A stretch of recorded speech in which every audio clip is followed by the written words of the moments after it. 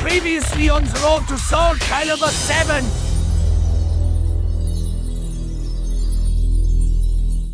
In the new episode of the Road 2 series, we're going to do a SOULCALIBUR recap on the original timeline, and after this we'll cover the new timeline and what's expected to happen. Chance, Cervantes raised his sword to deliver the final blow.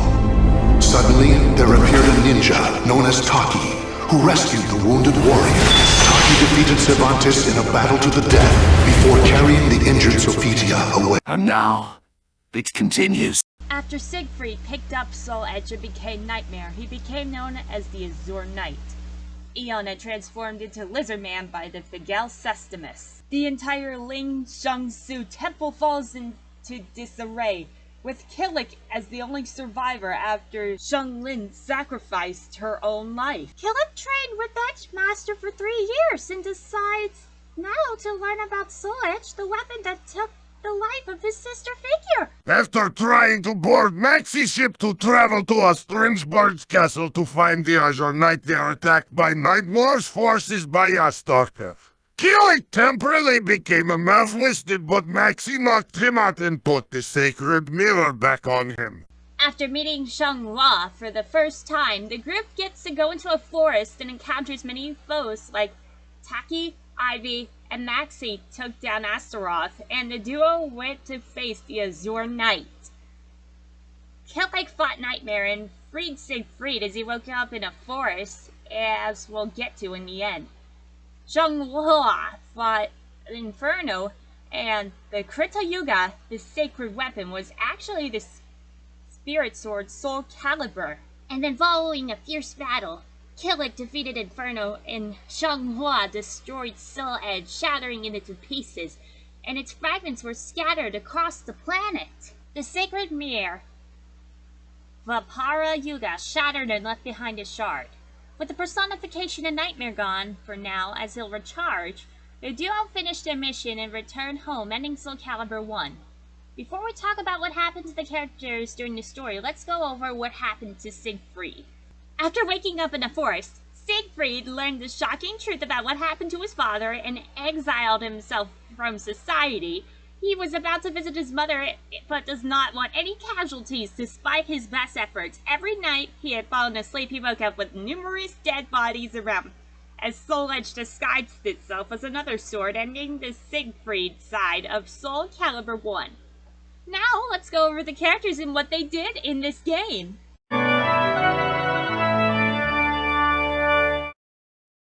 Nightmare, the new master of Soul Edge, or Soul Blade, unknowingly resurrected him using the fragments of Soul Blade still lodged inside Cervantes' body. But all of his memories of his past life had vanished. Once again, Cervantes seeks out the demonic blade with renewed fervor and strength. Over the course of the next 3 years, Cervantes sailed in a ghost ship, plundering and maddening ships across the world, as his memories gradually returned, along with the desire to search for Soul Blade again, even though he knew it robbed him of his free will. On his quest to find the Sword of Salvation, he received news of an impending Japanese invasion of his homeland. He cut a search short and returned home, dragging Sung Min Na, who had run away to find the Soul Blade herself. Home with him, he rejoined the Coast Guard as a commander. But shortly thereafter, he received news from a new recruit, Kong Ju Qiang, that Mina had been run away once more. Angered and worried by this, he lost his better judgment and led his crew into a trap set by the pirates of the Ryukyu Kingdom, and many lives were lost. Yi Sun Sin sympathized his worry over Mina's well-being, but was nevertheless obliged to dismiss him from the Coast Guard. Instead, he gave him a new set of orders, and he was to aid Sun Hong Myung by finding Mina under the guise of searching for the Sword of Salvation. He immediately set off to the west once again, and upon finding her, he was told the true nature of Soul Blade. Depending that Korea would no longer rely on legends to save itself, that it could rely on its own strength. He dragged Mina home with one goal in mind: to rejoin the coastal forces in guarding against the impending Japanese invasion. Unfortunately, Mitsurugi was unable to find any trace of the legendary hero's sword on his quest and began taking tests that were largely meaningless to him in order to pass the time.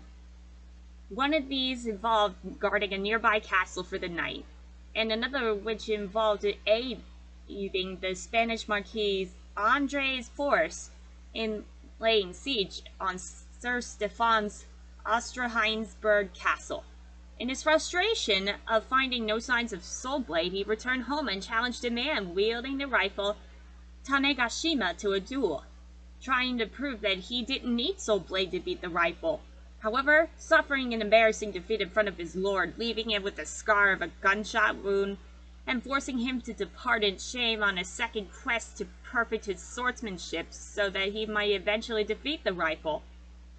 It was during this quest that he learned of the Azure Knight, Nightmare, who terrorized Europe with his sword seemed invisible. Nightmare's trail eventually disappeared, but Mitsurugi was unwilling to give up. After returning from his quest, Mitsurugi challenged Teppo Hei again. But this time, Mitsurugi managed to kill the man with a single strike with his katana. For Rock, he eventually relearned of the people across the ocean, and faded memories of his parents and Soul Blade began to resurface in his mind as he gradually recalled his past. He eventually decided that Soul Blade would be the key to his fully restored memory, and with only his moon axe in hand, Rock sets out towards the sea, hoping to cross it and find his destiny. In a battle with the Grecian Sophitia Alexandra, he fought without conviction. For some reason, when she halted the battle to ask him why he was hesitant in his attacks, he realized that he was leaving Bangu to grow up alone, and that leaving Bangu alone was no better than never adopting him at all. He thanked Sophitia for her help and returned to Bangu in the New World. But one horrible day, the Grand Priest of the cult order Fugal Sestimus Conpaitu sent out a group of lizardmen, led by Eon Kalkos, to kidnap the native boy and lure Rock out to steal his soul. Taking the bait out of love for his foster son, Rock sets out once again to Europe, but this time his motivation was not related to Soul Blade at all. He searched for a long time and eventually defeated Eon Kalkos in a battle. At the cost of his trusty axe, he saved Bangu, but never truly discovered for what purpose Kanpaiku had wanted his soul out of all of the souls available. During her search, Sung Mina did meet up with Wang, and upon receiving news of an impending Japanese invasion of Korea, he cut his quest short and returned home, dragging Mina with him. Not long after her return, Mina ran away once again. Her frustration with rigorous training, combined with her father's eagerness to marry her to Wang, and a proposal from one of her father's wealthy trainees, sent her over the edge and out the door. Mina resumed her quest for the Soul Blade, but gained a valuable lesson along the way. She heard of a female warrior named Ivy, who was also searching for the Soul Blade. But upon meeting Ivy, she was told that Soul Blade was inherently demonic and that Mina would be better suited at home because she was only a weak little girl. Quick to anger, she challenged Ivy to a fight, but overwhelmed and confused by Ivy's unusual snake sword, she suffered a humiliating defeat. And questioning her own strength, Mina met a middle-aged alcoholic man with the beaten bow staff who jeered her and told her not to challenge people so hastily. But true to form, she attacked him and never landed a single hit. She caught her Grandal with his bare hands, and she asked if she could train under him, and he reluctantly agreed, despite his chronic alcoholism. And his ability with the bow staff taught her much during her training. After a year of training, he mysteriously disappeared while out to buy more alcohol, and her only trace of it was a goodbye note telling her that there was nothing more he could teach her. Signed by a one Kong Shuguang, who was, in reality, Chai Shang was long-lost father and an exiled student of the Ling Sheng-Su Temple ruin. From this experience, Lin-Na learned to never underestimate the strength of an opponent, and she continued training for 2 years until she was ready to resume her quest for the Soul Blade. She eventually, however, was dragged home once again by Huang, and a sword of immense evil. A sword she knew that it had to be Soul Blade. She suddenly collapsed and was rescued by a swordsmith named Rothian, and they fell in love at first sight and decided to become engaged. They were visiting the temple of Hephaestus to report their engagement to him, and then she received a second oracle from the god to destroy the remains of Soul Blade. Hephaestus then supplied her with holy metal and ordered God Rothian to forge a new Omega sword and shield. She set out on a second journey to destroy the cursed sword. On this second journey, Sophia, who healed the lands polluted by evil, eventually stopped feeling the evil presence of the blade. She continued for a while, but once she was sure someone else had destroyed the blade, she immediately ended her travels and returned to her home as quickly as possible. When Taki returned home, she unfortunately found that Toki was still under an evil influence and was actually attacked by his assassins. After easily defeating them, she learned that their purpose was to steal the Mekimaru, which meant that Toki was aware that she knew of its whereabouts. Taki quickly went to the spot where she had hidden this sword and took it home so she could keep it away from Toki and his clan. In order to restore her sword's lost power, Taki attempted to bound a shard from the Soul Blade into Rekimaru. However, they were resistant to each other and would not join properly. Although, when she tried the same trick on Mekimaru, the two were immediately united and began to emit a dark aura. The aura was so dark that even common people could sense it. And so Taki closed it in its sheath and sealed it with magic hearts. Mekimaru's powers still shone through the magical seal, which led more of Toki's assassins right to Taki. She defended herself with her new blade, but she was eventually ran out of power and was captured by Geki, Toki's right-hand man and highest-ranking ninja. Exhausted from the relentless battle, Taki could do nothing as Geki took Mekimaru and claimed it in the name of Toki. Taki warned Geki not to undo the seal. However, for some reason, it was too late, and his entire right arm was blown off by the shock that was released. Taki seized the moment, took the sword, and ran past Geki's stunned assistants, Gaki and Doki.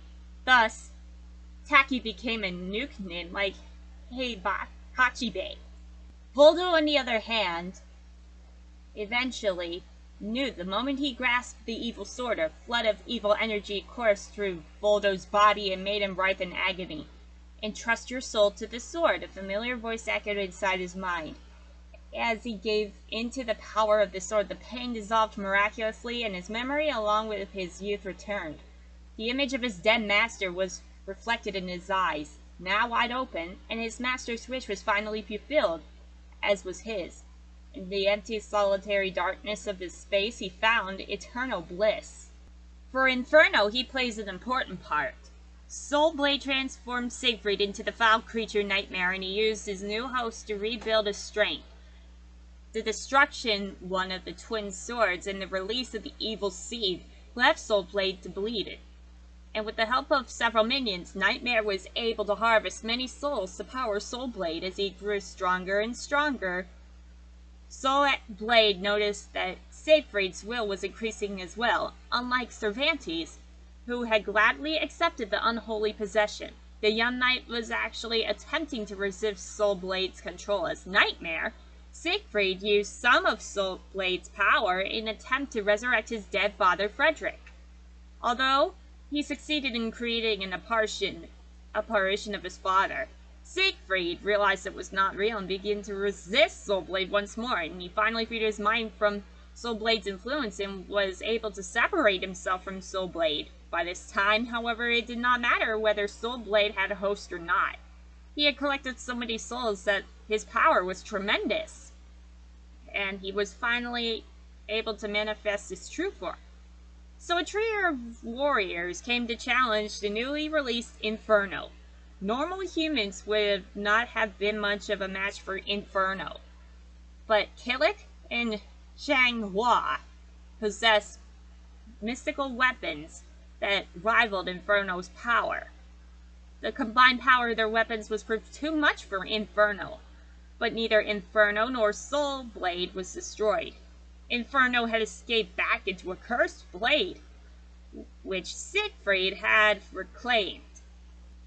Surprisingly, Arthur does not know who his siblings are. He was born in a harbour town of England. He was living alone by the time he realized what life was like. On that street, which was the key point of the Atlantic trade, even a beggar could make enough money to live a day. When he was 8, by the suggestion of a sailor who became close to him, he became a sailor. Life on the sea as a handyman of the ship was fun, but as his travel as the mascot of his ship, being loved by the crew, was over in nearly 2 years. When they visited the country of the Far East in Japan, known as the Island of Gold, a wealthy merchant who was trading with them took him as a stepson. For the merchant, he only took Arthur as part of a collection of things from the West, but a 10-year-old boy couldn't have understood such peculiarity of an adult. He was very happy to have someone to call father. So, because of it, he learned Japanese and the Japanese manners so as to please his stepfather. The Japanese people disliked and criticized him, and he was eventually well known as the foreign boy who acts like a Japanese. And eventually his stepfather offered him to a noble in the excuse that it was to teach him manners. In the battlefield, his appearance was a target. Arrows, blades, and lead bullets attacked him. To stay alive, he had no other way but to fight recklessly. And one day, after countless battles gave him confidence about his skills, he realized what he was, neither a Japanese nor a foreigner, but a swordsman without roots. The Japanese just looked at him with curiosity. Not as a man, but there was no way he could be European again. Having forgotten his mother tongue already, ineffable anxiety and nervousness overwhelmed him. What to do to be recognized as a man? The only way is to fight. And achieve what no one else can by accomplishing brilliant exploits. Without knowing what to accomplish, he left his home and wandered the battlefields. To become stronger, he risked his life many times. As a result, he lost an eye that people said was like a jewel, and what he gained were countless scars, self-confidence, and that he couldn't lose to anyone, and a lovely woman who used to be a prostitute followed him like a shadow. By the time a baby of mixed bloodline was born, a rumor reached his ear. The evil knight of the West, and Soul Blade. It was like an oracle to him. And who didn't know what to do with his life? If he defeats that knight and obtains a sword that's called Invincible this time, people might recognize his skills, and then his love and his baby won't be seen as strangers. So, leaving behind the woman and the baby, he went aboard a ship again after 20 years. And the moment a cannon signaled in the departure of the ship, the long-forgotten scenery of his hometown came back to him like an illusion. The god of destruction, Ares, desired Soul Blade to dethrone his father Zeus. So he ordered Kanpaiku, the grand priest of the cult order Fugal Sestimus, to seek it out. Astaroth, a golem, was created in hellish heat under the divine protection of Ares to head up the quest. Kanpaiku ordered his creation, Astaroth, to find the demonic blade. As he watched Astaroth depart from the shrine, the Grand Priest laughed to himself as he planned to keep Soul Edge and become a god himself. And, for some reason, unknown to Kanpaiku, it was actually at this moment that Ares had possessed Astaroth with his servants, the Keres, to ensure that Kanpaiku would not betray him. And when Astaroth finally found the Soul Blade, he lost half of himself during the battle with Sophitia. The Edge Master has a mysterious past. He is renowned for his skill of various weapons, and his past and his real name are only known to himself. He served as advisor and teacher of Ling Sheng Su martial arts in Ling Sheng Su Temple, who would descend from the mountain only to participate in the temple's holy artifact succession ceremony and train their inheritors, before he burned it down following the fateful night of the evil seed. Edgemaster found Killick, the cursed successor of the Kali Yuga, in the temple and taught him to suppress the evil within himself over a 3-year training session. Once Killick had completed the training, Edgemaster gave him the final test of destroying Soul Blade. But after Killick left on his journey to purify himself in the Kali Yuga, Edgemaster began to feel uneasy. Though his motives are unknown, he broke his silence and departed on a quest of his own. The sword, which had a will of its own, accompanied and protected Ivy on her journey to vanquish Soul Blade. And for some unknown reason, she crossed paths with Nightmare, the one who breathed life into her sword. She agreed to assist him in the summoning of souls. Little did she know that it was all part of the evil sword's plans, and Ivy realized it was Nightmare who possessed Soul Blade. It was a huge shock, and she came to this revelation by after he was defeated and that the evil blade was shattered. That meant that the beloved blade she had forged to destroy Soul Blade had life thanks to the power of the evil blade.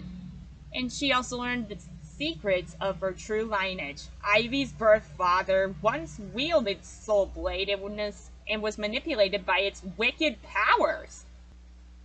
One night, his sister Xianghua visited him while he was deep in thought, and revealed that she had become elected for inheritor of the holy mirror Vapara Yuga.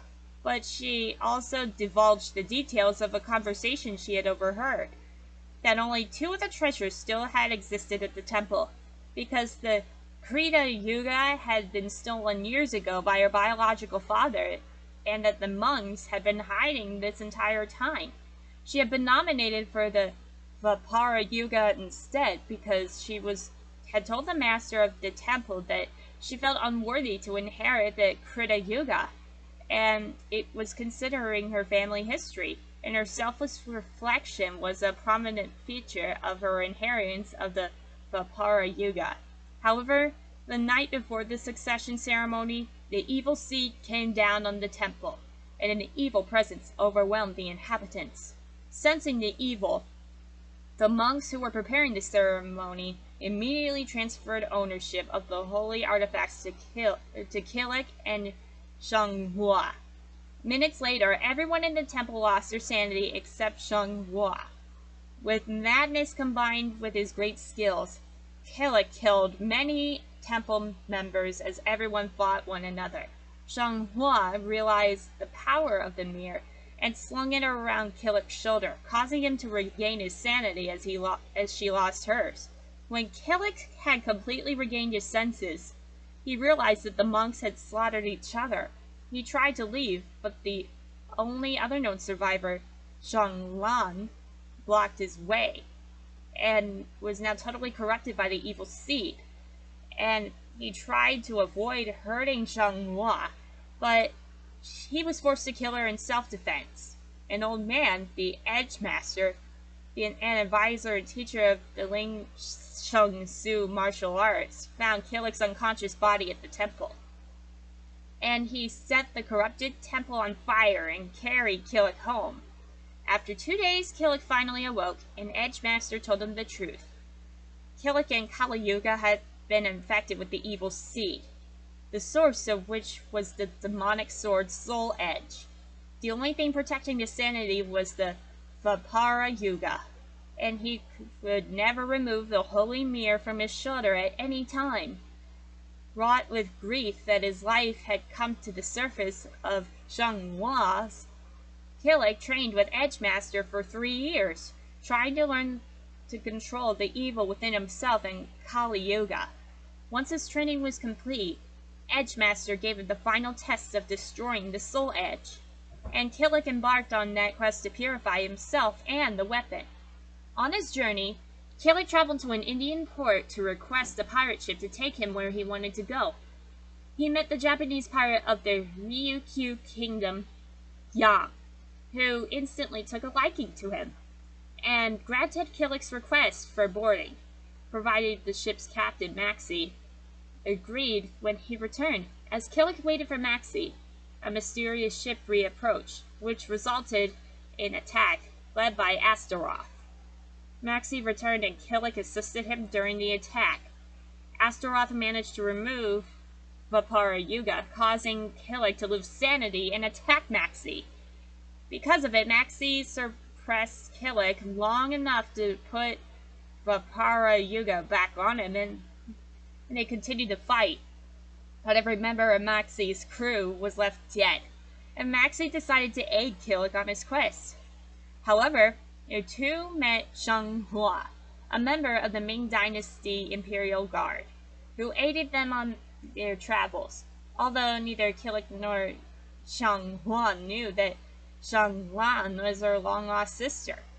When, with Maxie and Shang Hua's help, Killick stormed the Ostreinberg Castle and defeated Nightmare. Although Maxie was thought to be killed and the Vapara Yuga was destroyed, Killick thought he had learned to control the demonic powers within him and Kali Yuga as he kept sanity after the Vapara Yuga was destroyed. After Nightmare's defeat, Shang Hua and Killick were challenged by the demonic entity Inferno within a demonic void.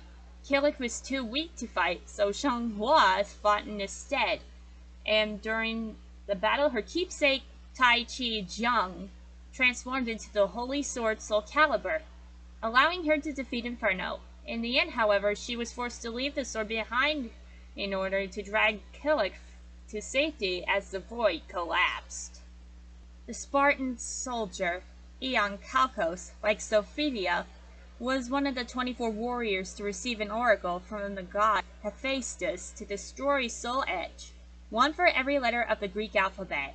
Armed with the holy Z sword and game shield forged for him, he set off on his journey. However, he became lost in a vast desert and eventually collapsed. A group of kindly desert travelers rescued a dehydrated Eon and brought him to their village, and he was about to repay them by teaching them swordplay. He was unable to exchange their kindness, however, as the evil sea rained down and temporarily changed Eon into a mindless killer, causing him to slaughter everyone in the village. Kampayaku, the grand priest of the cult order, Hugo Sustimus, eventually heard stories of him and captured Kalkos so that he may use as a human guinea pig in the diabolical experiment, causing him to transform into a lizard, the first of many lizardmen to come. Kalkos was ordered to bring Rock's adopted son, Bangu, so that his soul could be stolen. The creature was eventually tracked down and defeated by Rock for the kidnapping, while aiding Astaroth in pursuing Soul Edge. Maxie was a wandering pirate from Shuri in the Ryukyu Kingdom, present-day Okinawa. Maxie's father was a confident merchant of the Ryukyu Kingdom, but he wasn't allowed to commerce to the foreign countries, forcing to commerce with his country only. Maxie spent most of his first years traveling from harbor to harbor with his father. He also learned how to use the nunchaku as a way to defend himself, eventually turning into a strong youth. During one of his father's travels, he met a man from Ming known as Zhang Wu. The man carried a bladed nunchaku, which Moxie noticed that he, full of pride, challenged the stranger to a fight. Not hearing Yum, his sworn brother's pleas, Maxie faced the man and was defeated. Recognizing the world was nicer than he thought, he asked the man to be his teacher for the remainder of the travel. The man agreed, and as time passed, Maxie studied his style, and despite being different from his, he was able to improve further his abilities. Li Long left after searching the port, but Maxie kept studying his work. After his father's death, Maxie took his vessel and decided to turn into a freelance pirate to see the world his father couldn't because of his ties to the country. He embarked with the crew and his new family and Kiam as it sailed towards the west. They docked on an Indian port town, and while Maxie was out, Killick approached the ship, searching a way to go west. He argued with the pirate of the ship, who wanted Vapara Yuga as a fee for the trip, until Kiam stepped in. Kiam sympathized with Killick and let him stay until Maxie, the captain, would return. But by the time Maxie returned, he found his ship under attack by a horde of golems and lizard-like creatures led by Astaroth. With Killick, both joined forces in the battle against the monsters. Eventually, they repelled the golems, but not after Astaroth had temporarily snatched the holy mirror Vapara Yuga from Killick, causing him to lose his sanity and savagely attack Maxie. Maxie was able to suppress Killick and return the Vapara Yuga to him. But only after Maxie's sworn brother, Kiam, had been murdered and most of the other members of the crew were dead or missing. With his dying words, Kiam told Maxie of Killick's quest, and having lost everything, Maxie decided to travel with him, swearing an oath of revenge against Astaroth. Eventually, the two met Zheng Hua, a member of the Ming Dynasty Imperial Guard, who also aided them on their travels. With Killick and Zheng Hua's help, Maxie stormed the Osterheinsberg Castle, where the creatures that had killed Maxie's crew were waiting for them. After defeating the creatures, Astaroth presented himself and blocked the entrance to the castle. As Killick and Zheng Hua ran past Astaroth, Maxie stayed behind to fight him to the death. He succeeded in killing Astaroth, but the god of war, Ares, in bitter rage, commanded the ground to open up and swallow Maxie. When Maxie woke up, he was on a riverbed near an unfamiliar village, where an old man rescued him. Due to the severity of his wounds, Maxie's traveling days were over. Eventually, the Emperor of Ming Dynasty China had become displeased with the search for the hero's sword, but he never heard back from any that had ventured out, including his close friends. So he sent the members of his Imperial Guard to help the quest advance more quickly. The guards had traveled under the guise of a traveling opera troupe, with Zheng Hua to be the main attraction, so as not to raise suspicion of their true motives. As Zheng Hua prepared for her journey, she recalled her mother's dying words, that she was born to complete an important task and that she must cut her path through an uncertain future. With her mother's keepsake Tai Chi Jian, she left on her own, but before she set out on her journey, she did what any honorable girl would. She cut her hair short like her mother's. On her long journey, she encountered a member of the Ling Shengsu Temple in China, Killick, and a Japanese pirate of the Ryukyu Kingdom, Maxie. Both of the sword's evil nature by Killick, she agreed to aid both of them on their journey to destroy the evil blade, not knowing all the while that her long-lost older sister, Zhang Yuan, had been accidentally killed by Killick, as he had been consumed by a berserker of rage on the night of the notorious evil seed. With Killick and Maxie's help, Zhang Hua stormed Osterheinsberg Castle. Maxie stayed behind and defeated the castle's guard, Astaroth, disappearing soon after. Killick and Zhang Hua together slayed the enemy hordes and reached Soul Edge. Killick used his holy bow staff, Kali Yuga, to defeat Nightmare, but immediately afterward, the combatants were pulled into an ethereal void, where they stood opposed to Inferno. His prior battle had left Killick too tired to fight, and Zhang Hua readied herself, and her mother's keepsake sword unveiled herself as the Holy Sword. After a fierce struggle, Zhang Hua defeated her opponent with SOULCALIBUR's protective power. As the void started to collapse, she carried Killick out of it, for her mother's keepsake sword was left behind.